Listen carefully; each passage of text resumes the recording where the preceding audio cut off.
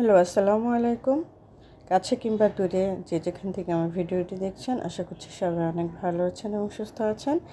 আলহামদুলিল্লাহ, আমিও আল্লাহর অশেষ রহমতে অনেকটাই ভালো আছি। আজ আপনাদের সঙ্গে আমি খুব মজার একটা রেসিপি শেয়ার করব। সেটা হচ্ছে গুঁড়া আলু দিয়ে, মানে ছোট ছোট যে গুঁড়া আলু, সেই গুঁড়া আলু দিয়ে, তারপর কোয়েলের ডিম দিয়ে মুরগির মাংস।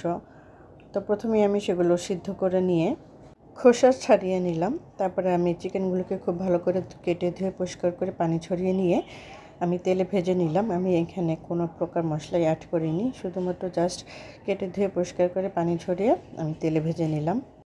চিকেনটা এভাবে ভেজে নিয়ে রান্না করলে চিকেনের টেস্টটা অনেক ভালো আসে এবং খেতে অনেকটা সুস্বাদু হয়ে থাকে। তাই আমি সবসময় চিকেনটা একটু ভেজেই নিই। চিকেনটা ভাজা হয়ে গেলে আমি কড়াইতে তেল দিয়ে সেখানে পেঁয়াজটা হালকা ভেজে নিলাম।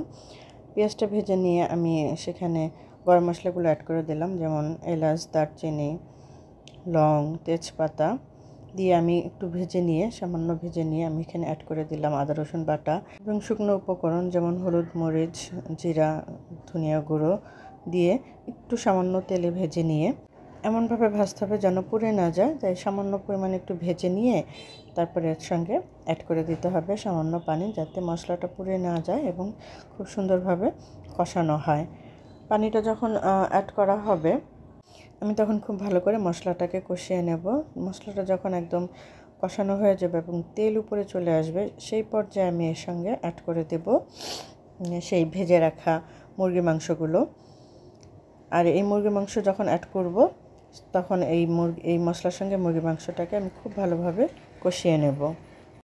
অবশ্যই খুব ভালোভাবে কষিয়ে নিতে হবে, তা নাহলে মুরগির মাংসের মধ্যে মশলাটা খুব ভালোভাবে ঢুকবে না। খুব ভালোভাবে যখন কষানো হয়ে যাবে, তখন আমি এখানে প্রায় 2 কাপের মতন পানি দিয়ে দিলাম। এখানে অল্প অল্প করে পানি দিয়ে রান্নাটা কমপ্লিট করব। আমি খুব বেশি পরিমাণে একবারেই পানি দিয়ে দিব না, বারবারই আমি একটু ভালোভাবে কষিয়ে নেব এবং রান্না করব। মুরগিটা যখন কষানো হয়ে যাবে, তখন সেই সেদ্ধ করে রাখা আলু এবং ডিমগুলো আমি এখানে দিয়ে দিলাম। এখানে কোয়েল পাখির ডিম আছে এবং গুঁড়া আলু আছে, আপনারা অলরেডি দেখে বুঝতেই পারছেন। আর এই গুঁড়া আলু দিয়ে এবং কোয়েলের ডিম দিয়ে রান্নাটা এত টেস্টি হয়, আসলে আপনারা যদি রান্না করেন তাহলে বুঝবেন।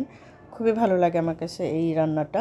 তাই আমি গুঁড়া আলু দিয়ে সবসময় চেষ্টা করি গরুর মাংস অথবা মুরগির মাংস রান্না করার। তো আলু এবং মাংসটা যখন কষানো হয়ে যাবে, সে পর্যায়ে আমি এখানে 4 কাপের মতন পানি দিয়ে দিলাম।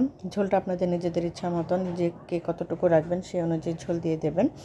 আমি একটু পাতলা ঝোল রাখবো, কারণ আমার কাছে আলুর তরকারিতে একটু ঝোল রাখলে ভালো লাগে। আর যেহেতু এখানে অনেকগুলো আলু দিয়েছি, তো সেক্ষেত্রে ঝোলটা আবার টেনেও যেতে পারে। তাই আমি একটু ঝোলঝোলি মানে রাখলাম। এই হচ্ছে আমার ফাইনাল লুক।